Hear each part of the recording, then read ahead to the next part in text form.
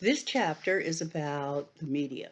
And of course, in the context of gender, since that's what we're studying this term.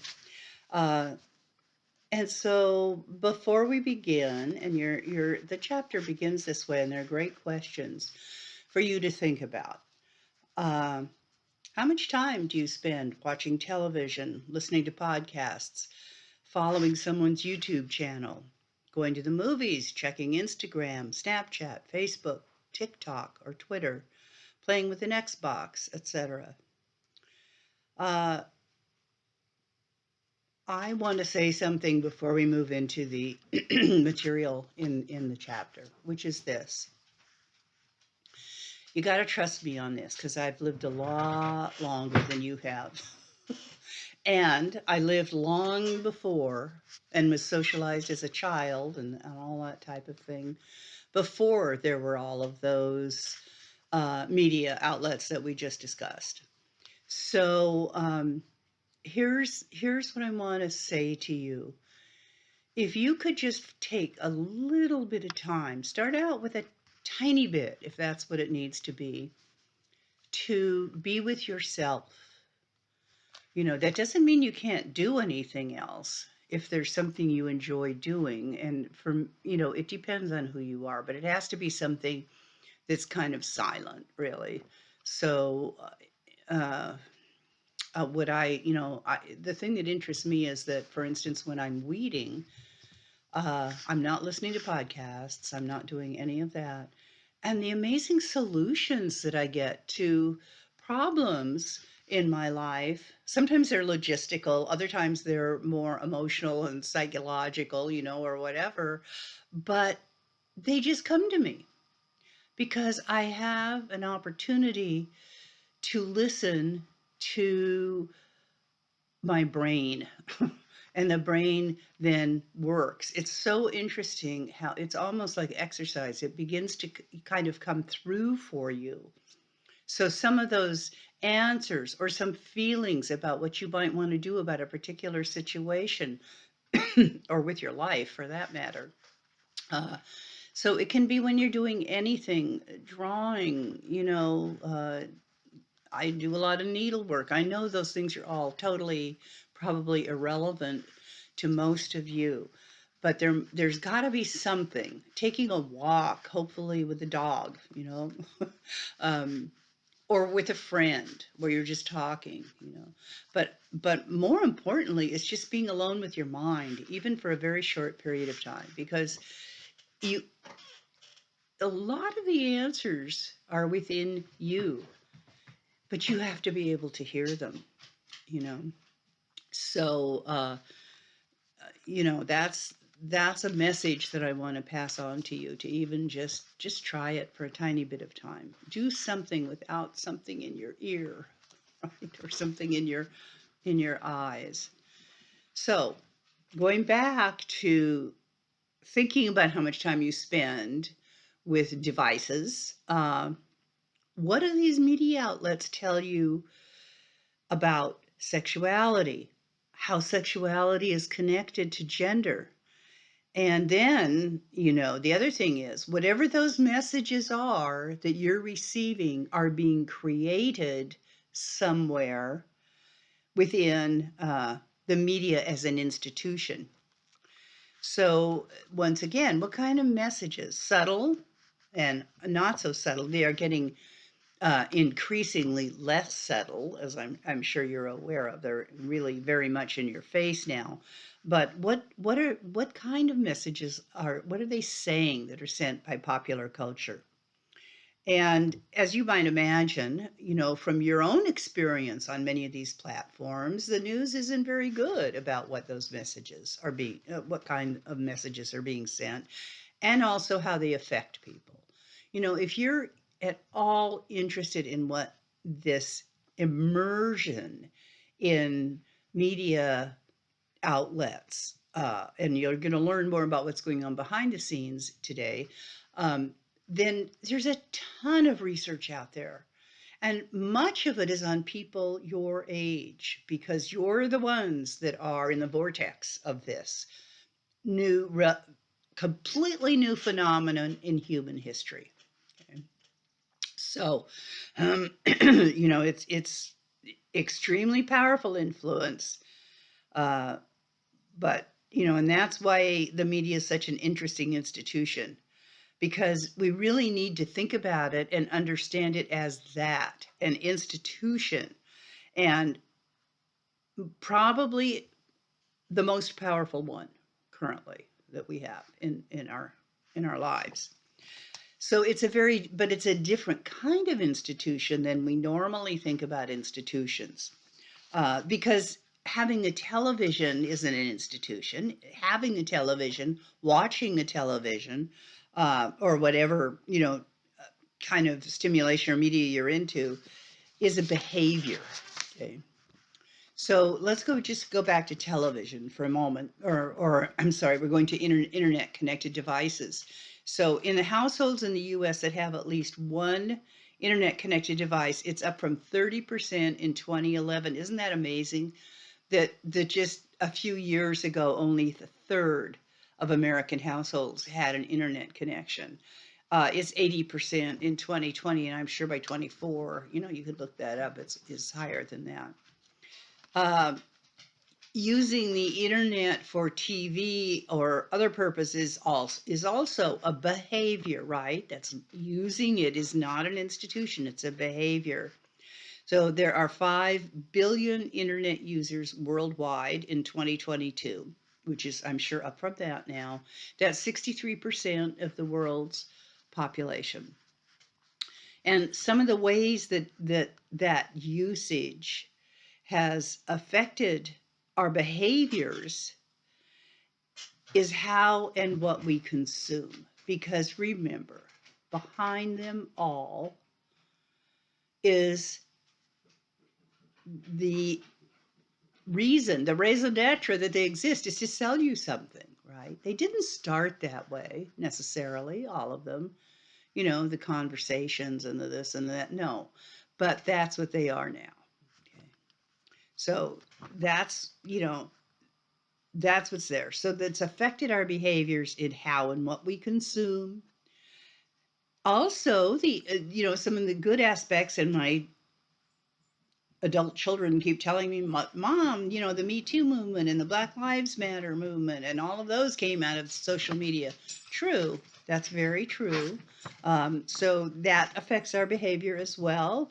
They're just, those are just a couple of examples, both the consumption of the things that we buy and consume, and also social movements are part of affect our behaviors. However, the media as an institution is also made up, of course, of many and various formal organizations. So what's a formal organization? A formal organization is a group of people who interact regularly, have a set of explicit written rules. So one formal, organization or idea, institution that we've looked at before is marriage. We talked about marriage as an institution, and churches are also institutions. And both of those institutions create laws that create legal definitions of marriage, for example. But unlike the institution of marriage and churches, which are formal organizations, they're a central component of media as an institutions. The organizations behind the media are formal organizations, okay? And it's the organizations that produce the content of the movies, the video games, the television shows, etc. Without them, of course, without the product of the media institutions, we wouldn't have the behaviors that they're encouraging us to have in one way or the other. So there's two different ways of actually analyzing the organizations and their relationships to gender and the media. The first way of looking at this, to examine it, is the structure of the organizations. So the what's the, you know, how does the creation and the production of media occur? It's the structure of the organizations that make that happen. Most of the organizations in the media are business corporations, as you might imagine, in the United States. In that, it's not true in all cases, but most cases. And although some cases they may be government owned and controlled. So think about this: the public broadcasting system, PBS. Okay. So the vast majority that are um, uh, corporations and businesses in the United States are about making a profit. Ipso facto, that's the purpose of them. And those that are government owned are involved in educating people. You see the difference. Okay. That's another thing I would ask you to do is just, I don't know, watch a news program on PBS, on public broadcasting system, and you will know, you know, the differences. Okay, so some examples of publicly owned media in are PBS, as I just said, Voice of America, VOA. So PBS and American Public Television, that's another one, distribute educational programming to independently owned television stations across the country. And the Voice of America is funded by the United States government through the U.S. Agency for Global Media. But regardless of the purposes of the media organization, understanding how gender operates behind the scenes is really important in understanding the gendered content that they produce. So, for example, over the years, women now make up, it's really great in some respects, they now make up about 60% of all the professional positions in advertising agencies. They also now make up about 50% of upper management positions in advertising, though not in the creative segment. Now, you see the difference? They're in the business segment. They're not represented strongly in the creative aspect segments of the advertising business. If any of you have seen Mad Men, a wonderful series of about the top advertising agency in New York City in the late 50s, early 60s, you'll see how that all worked. It was really a great and very truthful series about advertising agencies at that point. And you'll see the male dominance. Yes, there are a couple of women, very strong roles in that series, but it's the men who, you know, run the show basically in the agencies. So that's the first way to study gender in the media. The second way, the first way is to look at the content. The second way is to look at how the content is presented. And that, when you start doing that, takes you behind the scenes to what we can actually, you know, beyond what we visually see when we use that content. We're going to, the second way to analyze gender is to go behind the scenes. Okay. And so there, of course, as you might imagine, you know, having taken this class and hopefully some other sociology or anthropology classes, there are lots of theories in sociology, feminism, cultural studies that are used, that people use to examine and analyze the content it contained, the gendered images in the content. So what the media organizations intend to say when they create a commercial, for example, is less important than how you interpret the content in what people, quote, do with the content. In other words, of course, as we said, capitalism and money and business and getting you to buy stuff is behind all of this. So what's less important is what the content actually is did it motivate you to go out and actually act and buy the product? Okay, it's what you do with the content. It's also what you do with it in terms of how it affects how we're talking about gender right now, about how you relate to your gender, your own gender and other gender. So how exactly do people watching this content make sense of the gendered messages that they're seeing? This is what the research is asking. How do they make sense of it? Do they blindly absorb, just unthinkingly and blindly absorb those gender messages? Do they ignore them? Do they decode them to conform with what they already thought about gender? Later in this chapter, we're going to see how these two approaches are very strongly connected, because any assumption made about how gender operates behind the scenes in media organizations affects the assumptions that viewers make about the content. I'm going to pause this and put the dogs downstairs. Hold on. I'm back. I'm sorry about that. I thought the dogs could rest and be quiet, but apparently not. So anyway, so let's go back to where we were.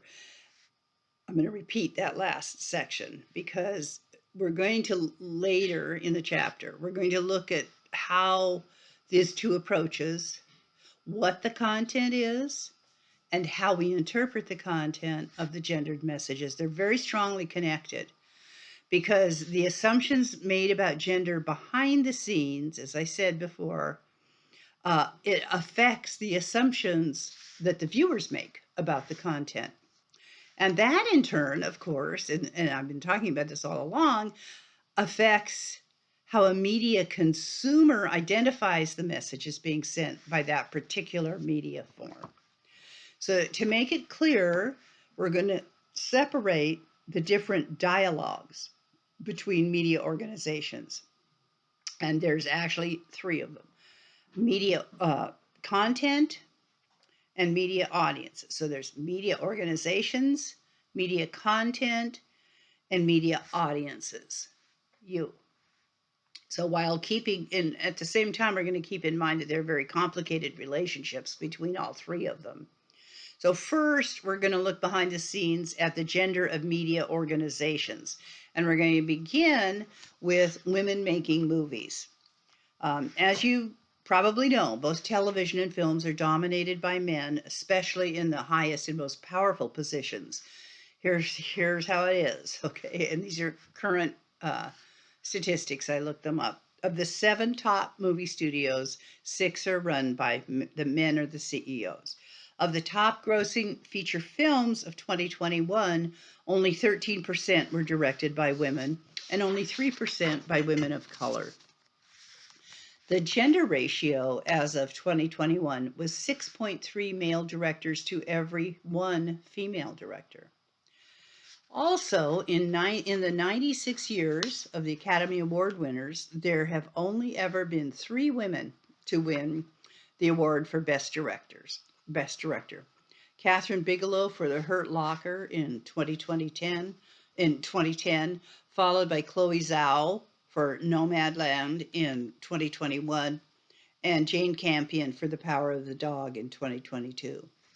So in 96 years, 3 women have won Academy Awards for Best Director. And as you might imagine, these statistics create a situation that makes gender a very important component of the decision-making process. Callie Curry, who won an Academy Award for her screenwriting, not directing, but screenwriting for Thelma and Louise, you really should. I wish I'd put the whole video up for you, but I'm sure you can find it and watch it if you desire to. I'm going to try and find a scene to put up for you. It's an amazing story of a woman who's in an abusive relationship. She has a friend. They kind of get out of that whole thing. They've both been sexually abused in the past. Anyway, they wind up killing an abuser during a rape scene.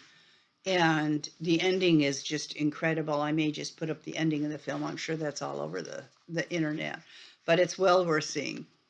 So Callie Curry won an award for screenwriting for that. And Callie Curry, explained, she said, quote, there's a certain stigma, a set of expectations that women write a certain type of picture. So you don't look for an action picture written by a woman. You don't look for a thriller. People still call movies that they want women to write and direct, or that women do write and direct, women's pictures. They refer to them as that. So confining women to certain genres like romantic comedies or women's pictures, other women's pictures, it obviously reduces the kind of stories that they can write and script. So this is great. You'll get a kick out of this, the Bechdel test. Okay. The Bechdel test was designed by Alison Bechdel Wallace, and she's the creator of a comic strip some of you may be familiar with called Dykes to Watch Out For. So now, in order to pass this test, a movie must have 2 female characters. These are the minimum. The movie must have at least 2 female characters, both of whom have a name and who have a conversation with each other about something other than a man. Okay. So that's a pretty low bar, isn't it? It doesn't say that the female characters have to be strong or active or feminist. Well, the list of movies that fail the test include most of the iconic films of the 20th century. Only 50% of the movies made between 1974 and 2015 pass. So let me reiterate what the test conditions are. There have to be at least 2 women. They each have to have a name, and they have to have a conversation about something other than a man. All right. So now we're going to look at gender and the history of screenwriting. And it's an interesting case because it's one of the rare examples of one of the few professions that experienced a transition from female to male. Originally, it was mostly women who were screenwriters in the old-timey days of film. Because during the silent film era, women made up 50 to 90% of the screenwriters. And the highest paid of all screenwriters was a woman. And they began to be displaced, the women screenwriters, around the beginning of the sound era, because the beginning of the sound era increased the importance of actually the storytelling aspects of it. And that in turn increased the prestige and the desirability. With the prestige came higher pay, and then increased the desirability of the work. And so men started doing some screenwriting. And under the emerging studio system, the conception, writing, production, and distribution of movies became centralized in a very few of the largest studios. Now, some women were able to keep their jobs under that system, but the transition from women to men was largely done and complete by 1930. By that time, only 15% of the screenwriters were women. And what were they writing? Women's films, okay, or adding a woman's angle to a film. Currently, women make up 35% of television writers. And that's primarily because it doesn't cost as much to produce a television series as it does to create, the millions and millions and millions of dollars that it now currently takes to produce a film. So there's less risk, and they're more willing to hire women.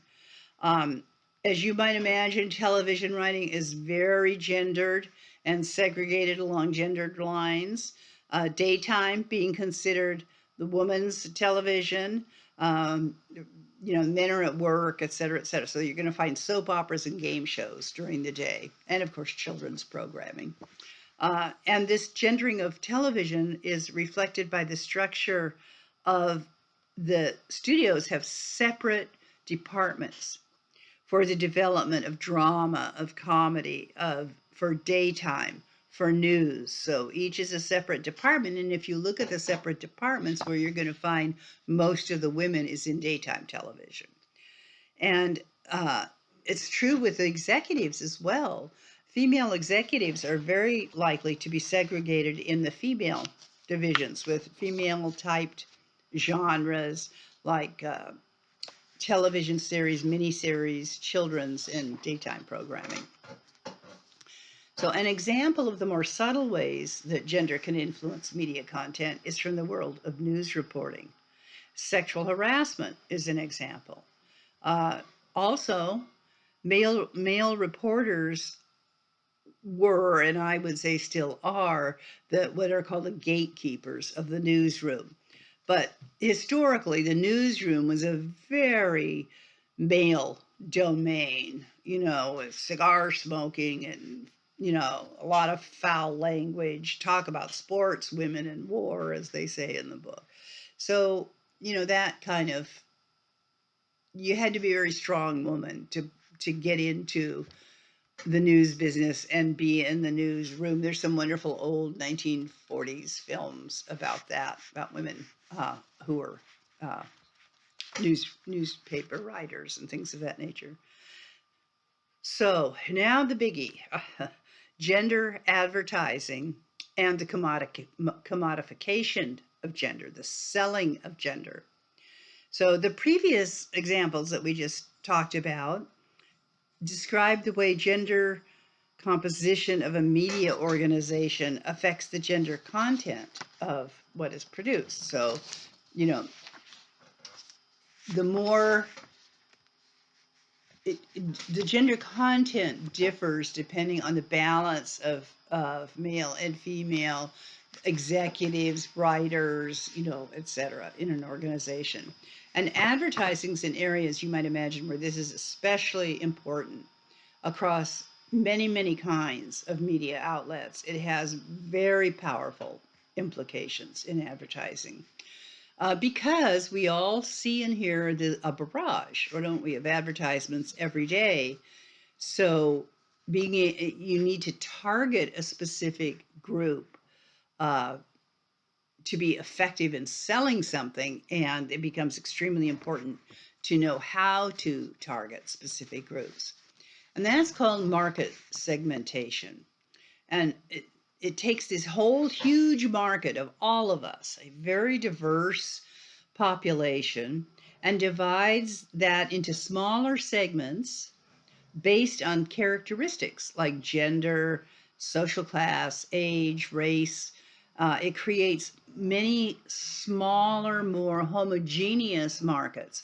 Homogeneous meaning that the markets you're directing your message to are alike. They're all white men, they're all black women, they're all people between certain ages, etc.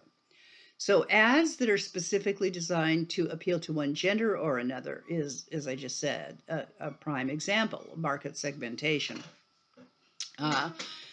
For example, advertisers typically ignore men as potential buyers of household goods, cleaning products, and groceries. Although I must admit, I have seen recently more television commercials with men doing something, not doesn't show them buying them necessarily, but using cleaning products to one degree or another. The key to advertising products is that most of them, this is really key, important. Most of them are non-essential goods. Most of them are things none of us really need to survive in any way, shape, or form, the vast majority of them. So think about the things that you've spent money on in the last few months. Okay? And your text asks you these questions. How many of them were absolutely necessary to your survival, which would basically be food and shelter, okay? So, for example, Starbucks cappuccino or a Spotify subscription. You will not starve or die from exposure without them. And yet, these are the types of things that make up most of what we purchase daily. And then think about the cost of those. I don't know what a Spotify subscription costs, but think about the cost of Starbucks products. And that's the supersizing is not only to make you feel like you're getting a lot, and of course making everybody much fatter. It's also just to be able to charge more. as well. Um, so no one actually needs, think about this, no one actually needs an iPhone to survive. But marketers and, you know, advertisers convince us not that it's better than smartphones, but that the phone will make us cooler and happier. So we pay a premium. We get manipulated by advertising. And so to live up to what the advertising tells us, we pay more for certain products. And so let's go back to the kind of the beginning of this. Beginning in the 1920s, advertisers began creating those connections that we've just talked about between social values and commodities, the products they were selling. So this is a great example, the De Beers Diamond campaign. Before the now famous De Beers ad campaign, Diamonds Are a Girl's Best Friend. Diamonds Are Forever. I'm sorry, there was another later one called Diamonds Are a Girl's Best Friend. But the big major one was Diamonds Are Forever. Before that ad campaign by De Beers, which is a big diamond mining company, and of course you can look at the horrible business by looking at the film Blood Diamond, watching the film Blood Diamond. So before that campaign, diamonds were primary for a financial investment. You bought diamonds, you hung on to them like people do with gold today and other things, and then you sold them when their value increased. They were investments. They weren't symbols of romantic love and marital commitment. But from 1947, when that ad, Diamonds Are Forever, was a print ad, first came out, it changed the meaning of diamonds, okay? It's changed the social construction of diamonds from an investment so that in the US, many couples could not imagine any other stone for an engagement or a wedding ring because diamonds are forever, right? The advertisers, you can see this, created an association, right, with romance, happiness, and marital bliss in a very specifically gendered way. Because men don't need diamonds for any of those things. You give a diamond ring to the wife or the fiance, okay? the female of the couple. Now, some people who study popular culture and media call this commodification, which just means turning any object, idea, or behavior into something that can be bought and sold, better known as late stage capitalism. Because virtually, you know what late stage capitalism is? It's the same as late stage cancer. It cannot continue the way it is. It's so dysfunctional that every single thing is commodified in some way that it can't, the center will not hold by too many theories. So that's what late stage capitalism means. It's the commodification of everything. And gender is certainly a very important and powerful tool in that process of commodification.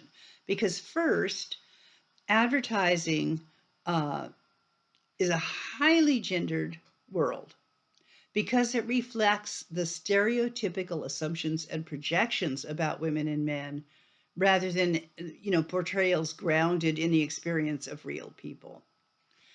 The gender displays that we see in ads are intimately familiar to consumers because we've been socialized into gender, remember, because of our gender socialization. And that socialization makes sure that we all know in a very detailed way how to enact gender norms, what appropriate gender norms are, etc. Okay, so that's the first reason that commodification is such a powerful tool, or the gender is such a powerful tool in commodification. The second one is that using gender in advertising allows advertisers to reach consumers through the medium of what's called a core individual identity. We just talked about gender socialization. We've studied about it, how it happens when we're very, very, very young, right? And that becomes part of one's core individual identity. It's one of the most fundamental ways we think of ourselves as a man or a woman. So, any advertisements that encourage us to feel more masculine or more feminine through buying a certain product can have powerful appeal. And you can see the commodification of gender. So, gender in advertising is especially effective because it's so easy for consumers to recognize their own identities and their own lives. There's not, and you know, once again, of course, there's nothing inherently wrong with using gender in advertising. It's the particular ways that advertisers use it. And that's because the way they use it creates very distorted pictures of the world and how gender operates. So, for example, you're going to see many ads that show there are very few ads, I should say, that show working class women and men or people of color. And when they do, they're very often negative because most ads are white, middle class, beautiful men and women, right? Jean Kilbourne, who's an author and activist, and wrote a book called Killing Us Softly, and there's also a video called Killing Us Softly. I used to show it in my women's studies classes, but I'm going to put there. I put a clip up of the from Killing Us Softly. You'll see Jean Kilbourne talking on this week's class resources. So she identified the ways in which women of color, this is really shocking, are often, but you've got to do the research before you find this out. Because when you just see a glimpse, it just goes by your mind. But she did the actual research. So in ads, when there are women of color shown, they're often depicted as animals, animalistic, or primitive. And later in this chapter, we're going to discuss how working class men are portrayed as buffoons. You know, it's just idiot goofballs, kind of. Rarely are gender norms portrayed that do not conform to the most traditional assumptions, regardless of whether the women and men in them are white or middle class. For example, how many men do you see cooking dinner for their family? I don't mean barbecuing, which is an accepted male right behavior or activity, uh, compared to women cooking dinner. How many commercials show women fixing cars, using power tools, driving large trucks, compared with men doing them? In one of the ads that Kilbourne looked at, the copy reads, this is really famous copy because of her analysis of it. Whatever you're giving him tonight, he'll enjoy it more with rice. Featuring a photo of a woman smiling seductively. Now you get it, right? In this ad, a satisfying sex life was commodified, was made to sell a product, and it was connected to a pretty unlikely product, rice. Okay. So sexuality that continually pushes the limits, as I'm sure you've seen in ads, is one way to win consumers' attention. But it's been especially true of women's sexuality. Men's sexuality, though, is increasingly being used to sell products. The primary problem in the use of gender in advertising is that the words and images create an increasingly distorted view of body image. I'm sure you're all very familiar with this. It's been especially true for women who are constantly exposed to images of ideal beauty as being primarily white, thin, and young. But it's also increasingly true of men. For example, in a study of images in men's health, there were messages similar to those for women, an emphasis on white, well-toned, but not overly muscled bodies on the cover. Inside the magazine, Like in women's magazines such as Cosmopolitan, the focus is on fat, weight, diet, and food. The overall message was that men should work to build and maintain a hard body, healthy, but more important for its ability, of course, to quote, pull the sex trigger. Despite the emphasis on advertising emphasis on obtaining a hard body, the content is so interesting. The content of Men's Health magazine is primarily about clothes and automobiles.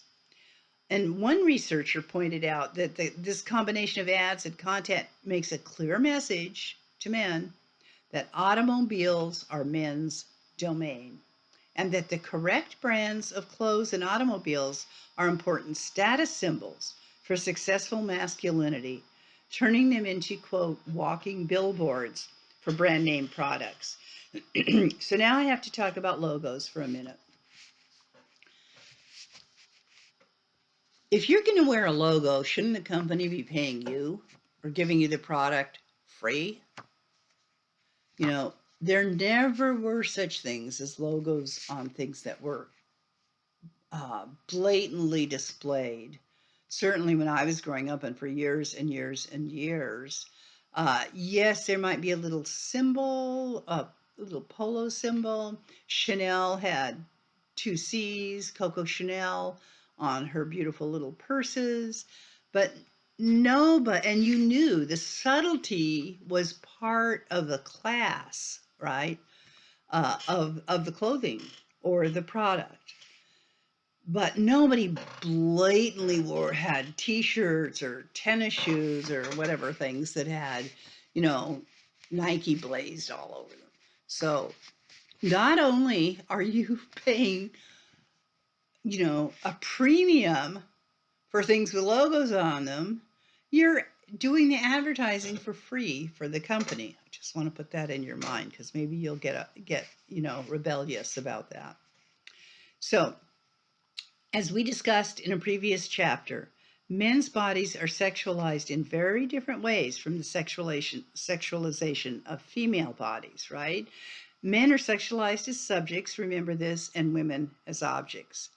So the role of advertising in media organizations is really important in also pushing those ideas of subject and object in kind of the behind the scenes way with gender in the media. And also the need to attract attention through advertising, because that's the whole game, right? Something that immediately catches your eye and hopefully keeps you watching or listening long enough to hear the message, okay? So that need to attract attention drives media organizations to use gender in ways that actually distort it. By shifting our attention to the content of advertisements as well as the media that goes with them, then that leads us to the second approach to the gender in the media, which is not, what we just looked at was the content of the messages. Now, this next way of analyzing this is, what do consumers actually do with those messages? Does it actually motivate them to buy the products, or how do they feel about it? Do they know they're being manipulated by them, etc.? So let's look at what's called the gender Instagram. Marketing is changing dramatically, of course, as social media becomes a primary way to sell products through targeted ads or influencers, okay? Now, we've known forever that people can influence large groups due to their celebrity, their charisma. That isn't a new phenomenon. But social media influencing really took off in 2010, driven to a great extent by Instagram. In 2000, the year 2000, only half of US adults were on the internet. By 2021, it was 84%. So influencers on Instagram built these huge loyal followings as the number of people using it grew from 100 million users in 2013 to more than 1 billion in 2022. And it became much more common for celebrities to be on Instagram or Twitter. And, some of that was in the form of sponsored content or advertising. And by the end of 2010, 86% of companies were using part of their marketing budget on influencer marketing budgets. Now, as you might imagine and probably are aware of, hopefully you're paying attention to some of this yourself without just having your textbook or me or a class tell you about it. I'm sure you've noticed this, whether all these things we're talking about, whether consciously or unconsciously, but if you unconsciously, this is bringing it to your attention, because gender is a really important element in social media marketing, because the usage of social media is different depending on gender. It's influenced by gender. So, for example, teenage girls are more likely to use TikTok, Instagram, and Snapchat. And teen boys tend to use Twitch and Reddit. The use of Facebook is down among all genders. Now, gender also affects how teens feel about their social media usage. The majority of teen boys and half of teen girls say they spend the right amount of time on social media. But interestingly, the feeling that it's the right amount is more common among boys than it is among girls, because teen girls are more likely to say that they spend too much time on social media. They're also more likely to say that it would be very hard to give it up. 58% of girls say that, as opposed to 45% of girls. So gender, as you might imagine, is also extremely important among influencers. Women are the majority of influencers in influence marketing, but the men earn more. Even though there's fewer men as influencers with marketing, they earn more than the women do. In other words, even here, the gender gap in pay, the gender wage gap is there. Women account for 85% of sponsorships, but men make 30% more than women of the influencers. For the past 5 years, male influencers have been the highest paid, despite their smaller presence in the influencer market. And the one exception is Instagram. Instagram stories, where women earned more. So let's now look at the media power theory. This is a very interesting, I was going to say very powerful theory. It's a very interesting theory, I think. And the history of it's very interesting. So is the media power theory basically says, in shorthand, we're all sheep. Now, there are two theories about the social impact of media in sociology and social impact. So the first theory focuses on media power. Okay? It was developed by a sociologist named Theodor Adorno. You'll probably run into him in some of your other social science classes. He was a German Jewish sociologist who fled Germany when the Nazis came to power. And he, of course, like so many were who fled Germany at the time, particularly the intellectuals, were deeply affected by witnessing the ways that the Nazis used media to spread propaganda. Why do I say that the intellectuals and the academics were particularly deeply affected by this? Because they were conscious of what the propaganda, that it was propaganda, and how cleverly the Nazis used it. Please think about that in today's world in the United States, okay? So their experiences with the Nazi propaganda led Theodor Adorno to what he calls a media power theory, which he developed. And he described it as the culture industry. Okay? And he defined the culture industry as a well-oiled machine producing entertainment products in order to make a profit. So under this system, culture stopped being something made by the people, and instead it became something imposed and churned out by companies, as in the Hollywood studio system, and television networks. According to Adorno, therefore, it can't be called art any longer. Okay, it becomes a commodity. We're talking about film here as an example of what many people refer to as art, that is basically, as he says, a commodity. Exactly like a car, a bar of soap, a refrigerator.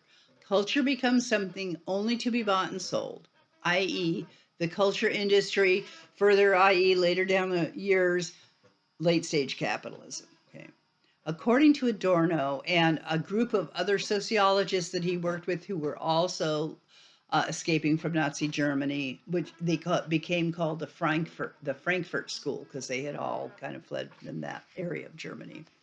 All the media products of the culture industry are essentially exactly the same. Any that deviates or is absorbed by anything that deviates from that exactly the same way of selling people stuff, the propaganda of the culture industry, it's absorbed by the culture industry. And therefore, what might have been a rebellious act, rebelling against the industry, actually becomes that rebellious act is morphed into just another way of maintaining the status quo in the commodification of culture. An example the text gives is Beyonce. For example, she calls herself a feminist, but her feminist messages about women's empowerment didn't turn people off, as thousands of consumers buy her music. So, from a culture industry perspective, the consumers that bought her music believed that they were being transgressive or rebellious by listening to Beyonce. But in reality, they just gave their full support to the status quo of the consumer society in which they live. Okay. The commodification industry, the culture industry. So, in other words, even rebellion, this is Adorno's perspective, even rebellion through the consumption of mass marketing art is not real rebellion, because you're just buying into the system. Again, you bought the product, right? Although there is a wide variety of styles, there are a wide variety of styles and forms of entertainment available in today's consumer market, as you know, they just ensure that no one actually escapes the grip of the culture industry from this perspective. Okay, so TV shows, magazines, websites provide us with choices, but the range of those choices is very limited and always controlled by the media organizations themselves. They're simply interchangeable elements that are used over and over again. And if you think about this, Adorno's view on the impact of media is not surprising, because from his perspective, the main effect of media on its audience is to cultivate passivity, a kind of overall passivity. Well, it doesn't matter. It's all the same, whatever, that kind of thing. Or I'll go buy something because I'm depressed about the situation. So the content of popular culture forms, the content in the TV, movies, the internet, are less important than the amount of time and energy they consume in our everyday lives. I'm going back to my opening statement. Start with 2 minutes, if that's all you can afford, psychologically afford, to just be with yourself, be with your own mind, your own thoughts.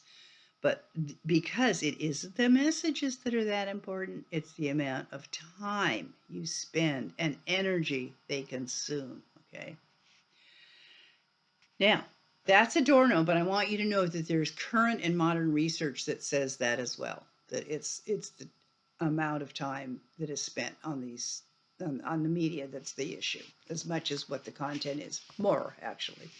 So basically, what media culture does is it teaches us to conform to the status quo without questioning what it is or why it exists, right? The culture industry creates a world in which conformity is replaced by consciousness. has replaced, excuse me, conformity has replaced consciousness. Well, I know I'm boring you with repetition here. You can't have consciousness if you don't attend to your own consciousness. Okay, you can't just have other things coming in constantly. So the way it's done this is replaced conformity has replaced consciousness by producing banal, that means just stupid, media content that turns its audience into passive conforming sheep. That's where the opening of this section, we are all sheep, Adorno said. However, do you feel like a sheep? Well, of course you don't. And most of us would say no. However, here's a very important concept, the concept of false consciousness, which is a concept from Karl Marx. And that can really help us understand and explain what's going on here. And he explains also gender and race relations, all kinds. So the theory of false consciousness is this. Some institutions, in this case, the culture industry, can exert power over the way people think and mislead them about what's going on with dynamics, mislead them about what's going on with both institutions and people in a very matrix kind of way. It leads you to believe things are not, in fact, actually true that are true. Okay. I'm going to give you an example because there was a period in my life when my work was with abused women. And one of the things that constantly amazed me is, what do you often hear abused women say? Oh, he doesn't mean it. He's really a good guy. He's just upset because he lost his job, or we don't have enough money. Even though he hits me and when he's drunk and etc., he really loves me. Well, there's the epitome of false consciousness. He really loves me. And can you see how being in false consciousness keeps you in situations that are detrimental to you and leads you down? You're kind of locked into certain behaviors or a path that isn't it's not functional and it's not real. Okay. So that's an example of false consciousness. So, unions is another one. Not people who are against unions but work in those factories are aligning. It's one of the ways Marx put it is you align yourself with your oppressor, right? Instead of joining a union where you would have some power that could push back against the owners of the means of production, you align yourself with the very people that are oppressing you, the owners of the means of production, right? Okay, so it's really something. So what this means from a culture industry perspective is that the media, in addition to turning us into passive conformist sheep, is also convincing us at the same time the media has no influence over us whatsoever. You don't feel like a sheep, but of course you wouldn't, because the culture industry has done such a good job of convincing you that you're not. So this concept has been applied to gender as well, as you might imagine. Kind of going on a broader level than what I just described by the individual abused woman, women who claim that they experience no oppression in a male-dominated society are victims of false consciousness by the institution of the patriarchal society. Okay, I'm going to stop here and start a second video.